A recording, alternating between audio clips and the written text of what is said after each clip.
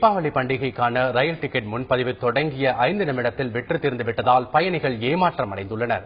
தீபாவளி பண்டிகை அக்டோபர் மாதம் 29ஆம் தேதி கொண்டாடப்படுகிறது. தீபாவளிக்கு இன்னும் 4 மாதங்கள் உள்ள நிலையில் சொந்த ஊரில் பண்டிகையை கொண்டாட ஏராளமானோர் தயாராகி வருகின்றனர். ரயில்களில் 120 நாட்களுக்கு முன்பான டிக்கெட் முன்பதிவு இன்று தொடங்கியது. காலை 8 மணிக்கு முன்பதிவு தொடங்கியதும் பாண்டியன், பொதிகை, நெல்லை, நீலகிரி, சேரன் ஆகிய ரயில்களுக்கான டிக்கெட்டுகள் 5 நிமிடத்தில் விற்று தீர்ந்துவிட்டன. இதனால் காலை 5 மணி முதல் டிக்கெட் கவுண்டர்கள் முன்பு காத்திருந்தவர்கள் ஏமாற்றத்துடன் திரும்பிச் சென்றனர். மதுரையிலேருந்து சென்னையில் ஒர்க் பண்ணுறோம்.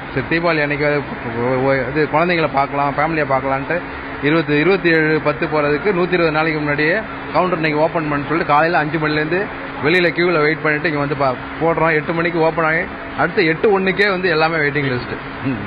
பொதிகை, பாண்டியன், நெல்லை எல்லாமே வெயிட்டிங் லிஸ்ட்டு.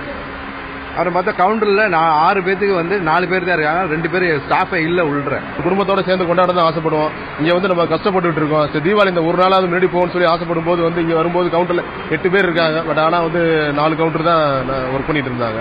அது வெயிட்டிங் லிஸ்ட் 110, 110. நாங்க வந்து பொதிகை, செங்கோட்டை அந்த வண்டிக்கு. இதனால் 27ஆம் தேதி சொந்த ஊர் சென்று தீபாவளி பண்டிகை கொண்டாட முடியாத நிலை ஏற்பட்டுள்ளதாக பயணிகள் தெரிவித்துள்ளனர். சென்னை எழும்பூர் ரயில் நிலையத்தில் போதிய கவுண்டர்கள் திறக்கப்படவில்லை என்ற குற்றச்சாட்டும் எழுந்துள்ளது. தீபாவளிக்கு 3 நாள் 28ஆம் தேதிக்கான ரயில் டிக்கெட் முன்பதிவு நாளை நடைபெறுகிறது.